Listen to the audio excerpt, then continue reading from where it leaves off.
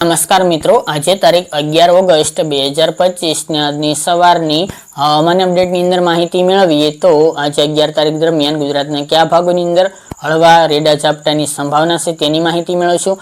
આજથી વરસાદનું જોર વધી શકે છે, વિસ્તારોમાં પણ વધારો જોવા મળી શકે છે।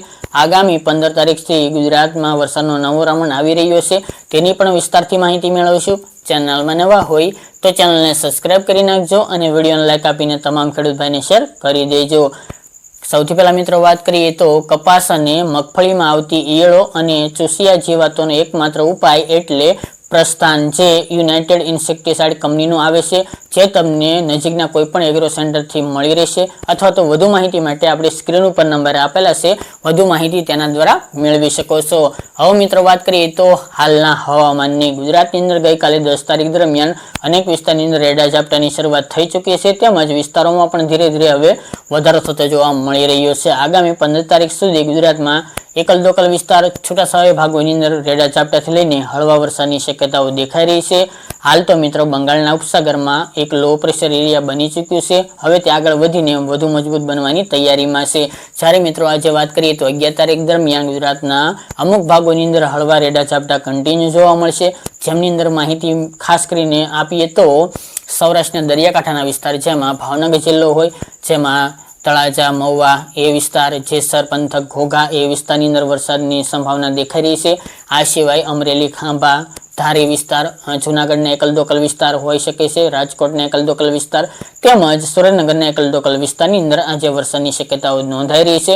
દક્ષિણ ગુજરાતના પણ સુરત, વલસાડ, નવસારી, તાપી, ડાંગ જેવા ભાગોની અંદર પણ આજે એકલ દોકલ વિસ્તારની અંદર રેડા ઝાપટા હળવા વરસાદની શક્યતા હાલ નોંધાઈ રહી છે। આગામી 12-13 તારીખ દરમિયાન પણ આવી રીતે વરસાદનું જોર ધીરે ધીરે વધતું જોવા મળશે, અને ખાસ કરીને મિત્રો સિસ્ટમની અસર મધ્ય ગુજરાત અને દક્ષિણ ગુજરાતથી જોવા મળશે, કારણ કે બંગાળની ખાડીની સિસ્ટમ હોવાને કારણે ત્યાંથી આગળ વધશે, એટલા માટે તેવા વિસ્તારની અંદર વરસાદની શરૂઆત થાય તેવી શક્યતા રહેલી છે, જે પણ મિત્રો 15 તારીખથી જોવા મળશે। 15 તારીખથી વાત કરવામાં આવે તો મિત્રો ખાસ કરીને 15 તારીખ દરમિયાન દક્ષિણ ગુજરાતના સુરત, વલસાડ, નવસારી, તાપી, ડાંગ, ભરૂચ, અંકલેશ્વર, નર્મદા, ડેડિયાપાડા એ વિસ્તાર, છોટાઉદેપુર, દાહોદ, ગોધરા, વડોદરા આ ભાગોની અંદર 15 તારીખ દરમિયાન સારા વરસાદની શક્યતા હાલ નોંધાઈ રહી છે।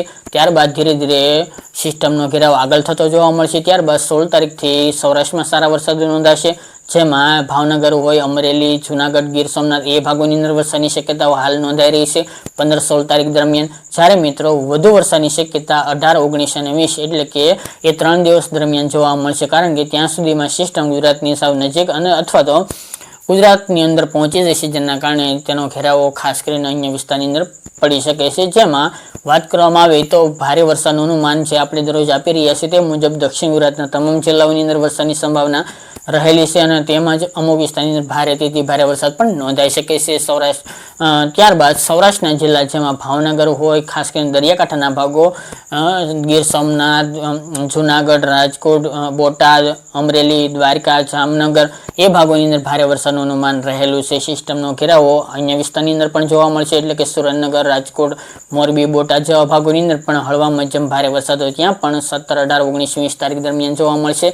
કચ્છમાં પણ વાત કરીએ તો સારા વરસાદની સંભાવના 18, 19 અને 20 તારીખ દરમિયાન જોવા મળશે, જેમાં રાપર, ભુજ, ભચાઉ, ગાંધીધામ જેવા ભાગોનો સમાવેશ છે। અડેસર, લોધરાની, ધોળાવીરા સહિતના ભાગોનો સમાવેશ દેખાઈ રહ્યો છે 17 થી 20 તારીખ દરમિયાન। જ્યારે મિત્રો મધ્ય પૂર્વના ભાગો, જેમાં અમદાવાદ, ગાંધીનગર, ખેડા, દાહોદ, ગોધરા, મહીસાગર, પંચમહાલ એ વિસ્તારની અંદર પણ 16 તારીખથી વરસાદની તીવ્રતા થોડી વધતી જોવા મળશે, અને વરસાદની એન્ટ્રી થઈ શકે છે 15 તારીખ બાદ। ઉત્તર ગુજરાતની અંદર પણ સાબરકાંઠા, બનાસકાંઠા, પાટણ, મહેસાણા, અરવલ્લી સહિતના ભાગો, થરાદ, વાવ એ વિસ્તાર તેમજ પશ્ચિમ વિસ્તાર છે એ ભાગોની અંદર પણ 15 તારીખ બાદથી વરસાદનું જોર વધતું જોવા મળે અને વરસાદની એન્ટ્રી થાય તેવી શક્યતા હાલ નોંધાઈ રહી છે। બાકી 15 તારીખ સુધી મિત્રો સૌરાષ્ટ્ર અને દક્ષિણ ગુજરાતની અંદર રેડા ઝાપટા હળવા વરસાદ નોંધાઈ શકે છે, એ પણ અમુક સીમિત વિસ્તારની અંદર જોવા મળશે।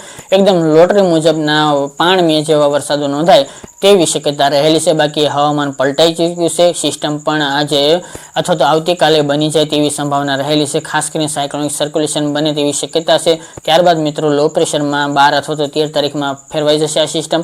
ત્યારબાદ આ સિસ્ટમ આગળ વધીને વધુ મજબૂત બનીને ગુજરાતમાંથી પસાર થાય તેવા હાલ વેધર મોડલો અપડેટ આપી રહ્યા છે। તો ચોક્કસપણે મિત્રો આ સિસ્ટમનો લાભ ગુજરાતના અનેક વિસ્તારની અંદર જોવા મળશે, ખાસ કરીને ઘણા બધા વિસ્તારની અંદર અત્યારે 1 મહિનાથી બિલકુલ વરસાદ નથી જોવા મળ્યો। પાણીની જરૂર છે. ખાસ કરીને એવા ખેડૂતોને હવે નિરાશ થવાની જરૂર નથી. 15 તારીખથી કન્ટિન્યુ એક સારો રાઉન્ડ જોવા મળશે. અને મિત્રો આ ઓગસ્ટ મહિનાના એન્ડ સુધી છૂટાછવાયા વિસ્તારની અંદર સારા વરસાદો કન્ટિન્યુ જોવા મળશે તેવી હાલ શક્યતાઓ વેધર મોડેલો અપડેટ આપી રહ્યા છે. બાકી આ સિસ્ટમ પૂર્ણ થતાં ફરી એક સિસ્ટમ બનવાની છે, એટલા માટે ઓગસ્ટ મહિના દરમિયાન સારા વરસાદો કન્ટિન્યુ જોવા મળશે. એટલે કોઈ ખેડૂત ભાઈને ગભરાવાની જરૂર નથી. આમાં મિત્રો કોઈ પણ ફેરફાર હશે તો દરરોજની અપડેટ આપીએ છીએ, તેમાં માહિતી આપશું. આ હતી મિત્રો આજની વહેલી સવારની અપડેટ. ફરી એક નવા વિડીયો સાથે મળીશું. આજ માટે આટલું જ.